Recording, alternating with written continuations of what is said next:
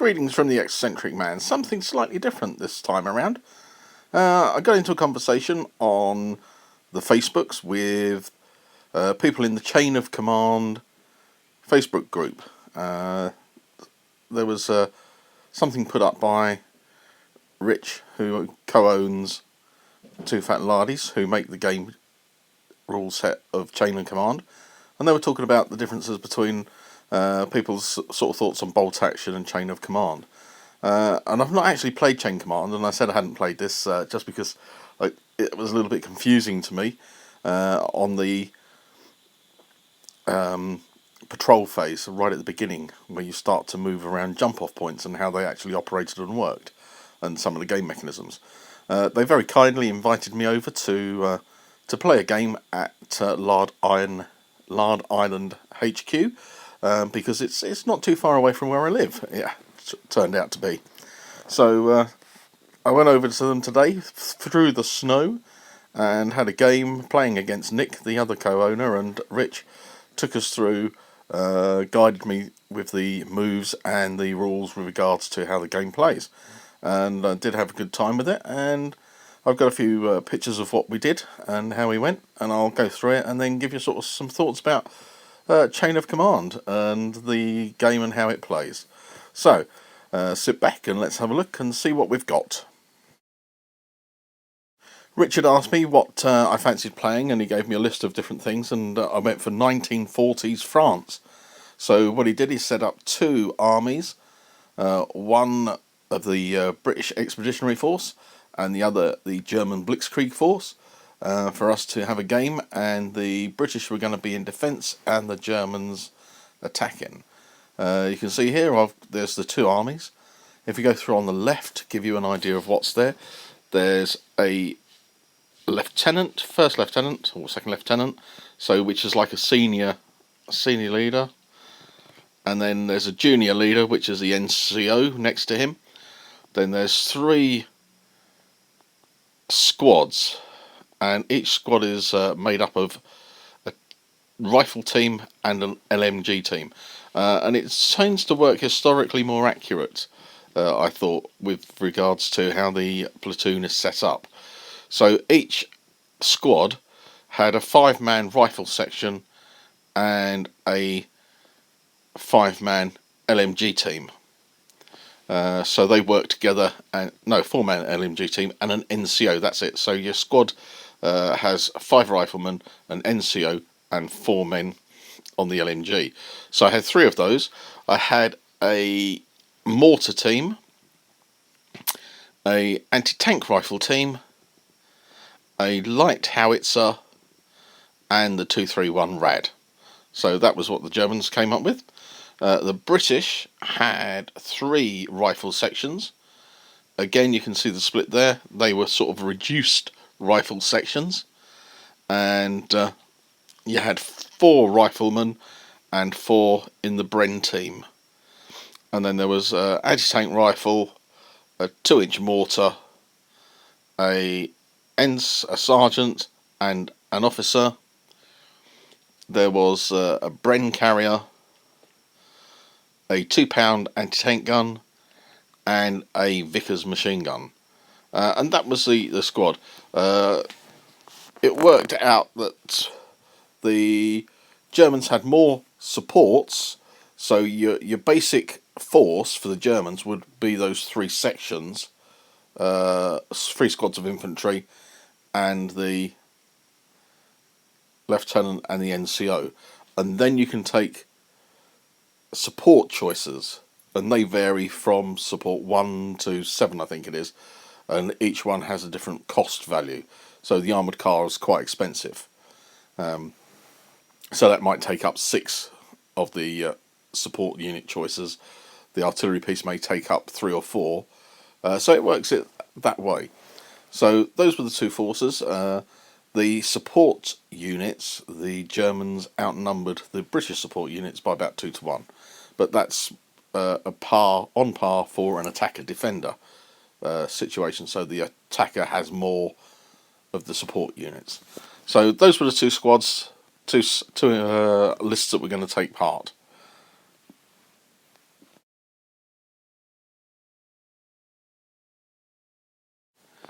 So this was a table that we are going to be fighting over, and my objective was to capture the cafe, Lulu, which is there on the right. Germans are coming on from the left-hand side, and the British are going to be setting up just to that. You can just see the command, the patrol phase stack, just to the left of the blue and white house, which was the objective. What you do is you use the markers to do a patrol phase out, and it's like 2 units moving and looking for people, and then finding each other, and then suddenly locking, and then you've got the jump off points where they can then bring in reinforcements from.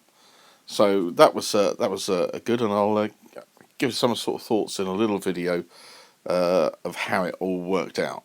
So a nice table to fight over, and looking forward to getting the troops onto the table. Just starting up a game of Chain of Command with the two fat Lardies, which I've been very kindly invited to Lard HQ. Alright. And we played the combat patrol phase, which I've never done before. Seen it on the videos, but very interesting, very tactical, about thought placing. Went through a first one where I placed mine down and ended up out of good strategic positions, really, just because of the way that the angles run. So again, you've got to think about not only positioning where you're going, but also the second part to it is where your jump off places are going to be, because they go further back. So that was very interesting. So we ran it again a second time, and I was exceedingly fortunate and got some good placing of the jump off points. One out to this side, one in the woods, and one beside this house. Yeah. And then with Nick, that forced his to go back behind the trucks in the centre. Locked 2 down, which was then into the garden behind Lulu. And I think the other one is, and there's one behind the building, isn't there? There, where the point has gone. So yeah, very interesting phrase. Yeah, thought-provoking, that one. So the key thing with Chain of Command is that you roll 5 command dice, and these vary with what you can actually move and do.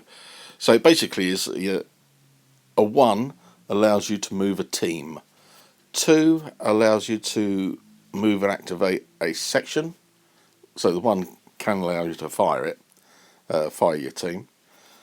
So 2 moves a section and allows you to fire it, but you can't use the NCO with it because the NCO activates on a 3. Once the NCO gets a 3, he can activate that squad with him.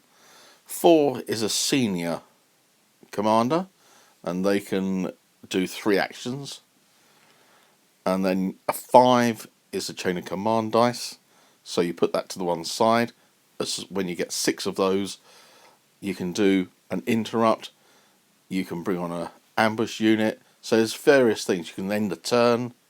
So key things on that. 6s, depending on the number you throw, could give you a second move. Could give a unexpected event happening. And one of those did happen in this game, and you'll see what the effect that it has on them. So you roll your dice and then you activate your troops. And it is a key thing that you need to really consider how you activate. It is really good decision making, how you're going to operate, how you're going to support them, how you're going to use your NCOs. Quite a nice level of detail. In this picture you can see that the British have set up in the corner of this field. Their jump off point is just to the left behind the British trucks. What I was able to do was to move an infantry unit right up quite quick. Was able to look at how hand grenades, the Germans have a stormtrooper move. If you've got an NCO with them, they can lob grenades in before they charge, and then they charge in. But once you've lobbed the grenades, no matter how many hits they do, you have to charge. So I went for that and advanced my guys up. with my storm troopers, I managed to wipe out the British and then take position behind the hedge where you can see those heads poking up. However, there was a secondary jump off point further to the left of the one that I was near to here. I didn't quite get enough movement to be able to capture the closer one. However, the other one was within 12 inches and no, 10 inches. So what it meant was you could deploy 6 on, and if you're within 4, you could then assault, which that's what Nick did. And he then wiped out my section. So it was an eye for an eye there. Yeah, so those are things you've got to think about, that people can deploy from jump-off points. In this photo, I brought on my senior NCO. You can see him there just in front of the, or just to the side of the light howitzer. I brought the light howitzer on to take a shot at the British Bren carrier that had come on, and you can also see there my armoured car just behind the tree, and I'd brought in another section to cover this part of the hedge, and it was a fairly good position. However, Nick had brought in a Vickers machine gun onto that corner, and that was really doing some damage to my troops at this point. So you can see that there's the 4 pin markers for shock markers in chain of command rather than pin. Once you get extra units up within 4 inches of them, then you can spread the shock over the 3. But they had taken a bit of damage at that point. But it was a useful. It did take the Bren carrier out, and that was lucky. Quite tricky sometimes, I think, to hit some of the vehicles. It was sort of a 5 to hit it, and then because it was small, it was another 1, so it was up to a 6, and then it was a low profile, which made it a 7, and you're rolling 2d6 to be able to hit it. I think it actually was an 8, in fact, to try and hit it. So yeah, but hit it I did, and took it out. My joy was short-lived, because with how you could do it, you can bring on from the jump points artillery and other troops. So what Nick did in the next phase was to bring on his 2-pounder and started to take shots at my armoured car, the 231. And it was a bit of a duel between the 2-pounder and the 231 as to who was going to win. And in this instance, the 2-pounder won, and took a bit of revenge on me getting the Bren carrier.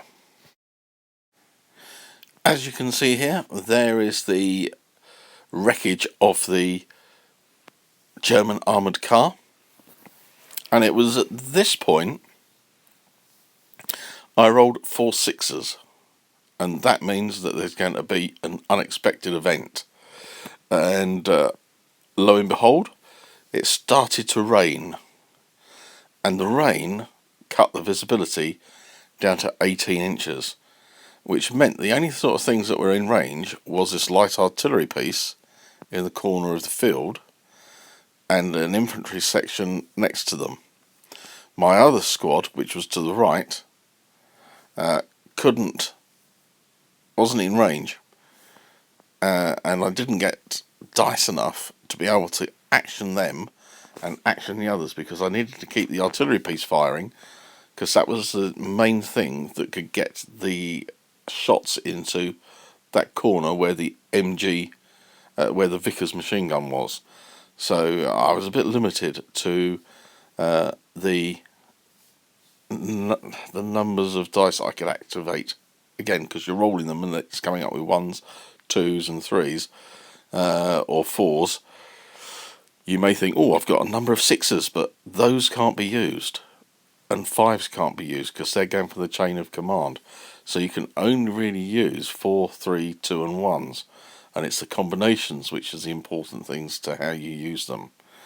So yeah, it was a tricky situation with the rain. Nick on a couple of occasions got to go again, because if you roll 2 6s, you then get the next phase. So it was quite useful for him. We had a good duel between the German artillery piece and the British Vickers, and that was just ongoing for the rest of the game. What I was able to do was to bring on my final German infantry section and send them out wide across the field. The rain in this instance did help me, because it covered me against the British that were against the hedge. I managed to get them right across and use the junior leader to get them to fire at the British section, which was behind the small hedge. If you've got a section which is covered, so you've got a section with 2 teams, one team is behind cover and the other is behind hard cover, you can focus all your shots on the ones that are behind the lesser cover, and in this instance I did, and was able to shoot that section, but more importantly cause casualties to the leaders. When you lose a leader, or when you lose a team or a section, you roll on the bad things happens chart, and that moves your force morale down. I should have said right at the beginning, you have a force morale that normally goes between 9 or 8, and each time something bad happens it drops down, whether it's a 1 or a 2, and both of us at this time, I was on 3 dice and Nick was on 3 dice, and I managed to wound 2 NCOs and took out a section, and that meant that his force morale dropped below what was needed, and then the British move away from the battle. They pull out of the line, and that's what happened in this instance. So it was thankful to Rich, who told me to send them wide to use the cover, which was a really good tactical move and paid off for me. So yeah, that was the end of the game. Forced the British to retire, and the Germans hold the field. So yeah, that was really lucky for me. An entertaining afternoon playing Chain of Command with Rich and Nick at Lard HQ. And will I be giving up bolt action? No. Will I be playing Chain of Command? Yes. And why is this? I think both games have some really good points and mechanics, and to be used, I think, for me, in 2 different situations. Bolt action I really like. It's not a game where you get heavily beaten most of the time, and usually you've always got a chance with the objectives and the scenarios to come back and get a draw or a win, and have good fun while you're playing it as well. I like the dice mechanism being pulled out random, and you're always engaged and you're always thinking what's up, what's going on. It's got some good tactics with regards to pinning units, using officers to free them up and get them moving. So there are some good aspects to it. Perhaps what I don't like so much is some of the theatre lists are a little bit over the top with the number of units that you could take and face. But that said, it is a good game. And if you're looking for tournaments, competitive play, even fun tournament competitive play, Bolt Action is a really good game. And I'll be sticking with that for the games that we do. Chain of Command, I would say, takes you 1 layer up with regards to the mechanics of decision making, troop manoeuvre and army selection. The army lists are more historic linked to a small platoon action. You can still have some of the big tanks if you wish, but they are a support unit, and that's going to cost you an awful lot of points to get them in. But it's there if you wish to do it that way. But for me, I'm looking at it as a campaign set of rules, or if I want to run a historical game. So John and myself are looking at running the German Fallschirmjägers against my British paratroopers for a game based in Sicily, where they historically fought. It's perhaps one of the only times where they did. Perhaps into Arnhem they had another go at each other. But that was a different set of paratroopers in Arnhem for the Germans. So Sicily we're looking at, and I think Chain of Command will certainly work very well for those. The movement with the dice being a bit randomised is going to add a little level of interest into it. The activation with the dices, the 1, 2, 3, 4, again brings another little bit of interest into that movement. And you can get two phases in a row, which can be good for you. And then there's also the Chain of Command dice, which could interrupt your opponent, or could end a turn, or could take away some sort of effect that you got from the unexpected things happening chart. So, yeah, one game over the other? No. But each to be used, I think, for myself in particular game situations. Nice game, Chain of Command. I certainly will be using it for my historical side. Yeah, we need to get a few more games in to get it a little bit more under the belt, as they say. But yeah, worth having a look at, worth having a go if you want to do some historical stuff. You've got the figures if you play Bolt Action. It's there to play. Just need the rule set. So yeah, I would recommend it. So thanks very much for watching. Please subscribe if you haven't. Share with your friends if you think they might like it. Give it a thumbs up if you did like it. Let me know your thoughts if you've played Chain of Command. Let me know what you reckon about it.